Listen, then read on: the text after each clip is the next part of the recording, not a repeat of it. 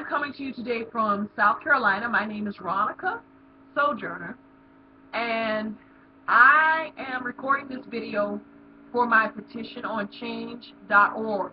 It's entitled, Register Domestic Abusers and Make Them Hate Criminals. Again, that's Register Domestic Abusers and Make Them Hate Criminals. My name is Ronica Sojourner. Last name Sojourner like Sojourner Truth. I'm going to start with a few statistics. In 2010, U.S. state and local child protective services received an estimated 3.3 million reports of children being abused or neglected. In 2010, an estimated 1,560 children died from child maltreatment, and also 34% of the victims were younger than 4 years of age, with children younger than 1 having the highest rate of victimization. Moving along to female victims or adult victims. An estimated 1.3 million women are victims of physical assault by an intimate partner each year. 85% of domestic violence victims are women. That's 85%. Almost 1/3 of female homicide victims that are reported in police records are killed by an intimate partner, and that's termed femicide. Moving along to stalking, which I consider a form of domestic abuse, or a form of abuse to another person. 46% of stalking victims experience at least one unwanted contact per week. 11% of stalking victims have been stalked for over 5 years. Can you imagine having someone stalk you for a period of over 5 years? Can you imagine what your quality of life is like, or what it would be like to have someone, an unwanted person in your life for over 5 years? And that's devastating. I mean, your quality of life is totally diminished. 5 months and it's diminished. For 5 years. 67% of intimate partner femicide victims have been physically abused by their intimate partner. And there are 16,800 homicides and 2.2 million medically treated injuries due to intimate partner violence annually, which costs $37 billion. Now, this does not just extend to men attacking women or men attacking children. This goes the other way too. For women attacking men and women attacking children. National, I'm going to tell you where I got my statistics from. The Centers for Disease Control, the website, they have a violence prevention website, web page there. The National Center for Injury Prevention and Control. They have the Child Maltreatment PDF available for you to download there on their webpage. The National Coalition Against Domestic Violence. They have a domestic violence fact sheet. It's on a PDF that you can download from their webpage. And the Office of Violence Against Women.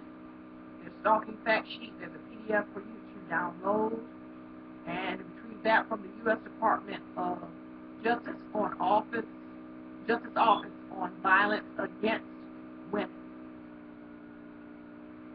Now, let me explain the title of my petition a little further.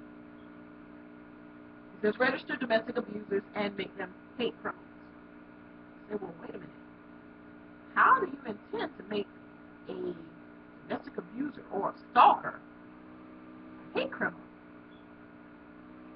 Well, it's kind of abstract, but I personally feel it's applicable, and that is to establish a pattern So, well, yeah, a pattern, but you have to have uh, some form of prejudice, some form of bias, some form of, it has to be something where you're discriminating against a protected class. That's absolutely correct. My take on it is this. Usually when someone decides to abuse a person, that's usually not an isolated incident. Most of the time, when a man or a woman has gone from one relationship to the next, they will display those same behavioral patterns. So if he decided to abuse the person before, he's probably going to abuse that next girlfriend, or she's probably going to abuse that next boyfriend as well. Or he's going to abuse the next child. He's going to do something. If you can establish a pattern of abuse and a pattern of maltreatment against someone, then that in turn can be taken as a bias against that person. So this guy, let's take guy A. Guy A has abused 3 women. And it can be proven that he's abused 3 women in his past. Then he can be interpreted as having a bias against the female gender because he's abusive. If he's abused more than one child, or, and this is physical abuse because we do have sexual offender registries, but this is physical abuse. It should not just be interpreted as assault or battery. It should be seen as a hate crime also, especially if it can be proven that he's done that more than once. He's done that more than a family of children. He's hit 3 of the 4 children, or he's hit 4 of 4 children. Then that should be considered a hate crime because he has hit that person or a class of people. Now, with children, it gets a little trickier, and this is my take on it. This is personal. I'm not a lawyer. Like I said, some of this is kind of abstract, kind of, going a little bit left. But my take is, I was in psychology class. We were speaking about ageism. If you could take ageism in reverse and apply it to a child, and then have that child's age be considered a disability, because that child has to depend on a guardian for their care. So that child has to depend on a guardian for their care. Then that if it can be interpreted as a disability, then that disability can be seen as one of the protected class. So if he has a bias against that, if he interpreted that he has bias against that particular age and thus disability, and that person can be seen as a hate criminal because of that. Like I said, it's a little abstract, but it is on my petition. This is the second time I've run this petition. I didn't get as many signatures as I'd like to last time, and I do intend to take it to legislators should I receive as many as I would like to see, and that's at least over 100,000 signatures. But going back to the hate crime part, when you say, well, stalkers also, yes, stalkers. If it can be shown that this person has stalked more than once, and there could be, if they have a pattern where they're stalking women,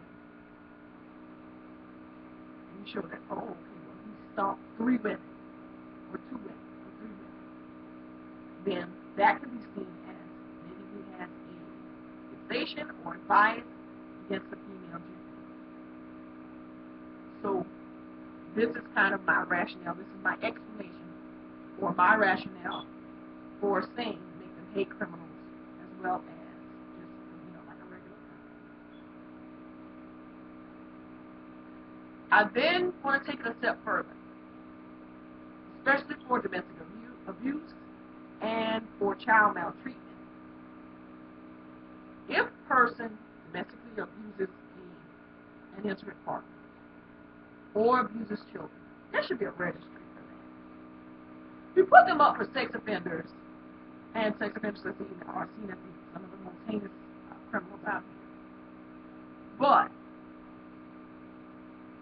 men who hit women, men who hit children, these kinds of things, I like to nickname it the date registry, so that people can go and check to see who they're dating or who's out here in the dating world.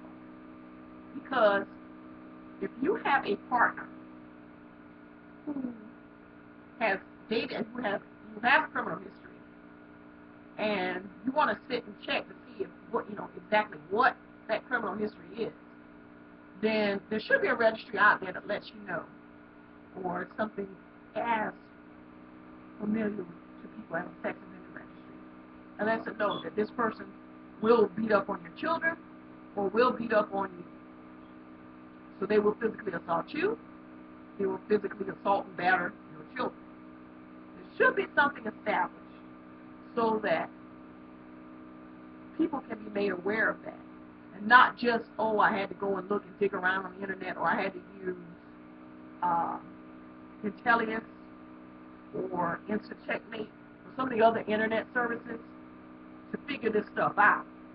It should be as readily available as a sex offender registry, so that people can understand. And even in the instance where it's turned around and a woman has done it to a man, a woman has done it to a child, so that people know if that, hey, this person is capable of physical assault. You need to watch out, so that you don't end up dating that person and wasting your time, and then possibly get yourself killed or injured. I think that there should be a registry, and I'd like to call it the date registry. I mean, just to kind of give it a slang name or a nickname, call it the date registry. And that's for people who do offend or harm women or children. And that's physically, not just sexually. I attended a conference in May of last year, that's 2013, called the Annual Battered Mothers Custody Conference. And it was a very informative conference. Had a great time listening to some of the speakers there. They had good information.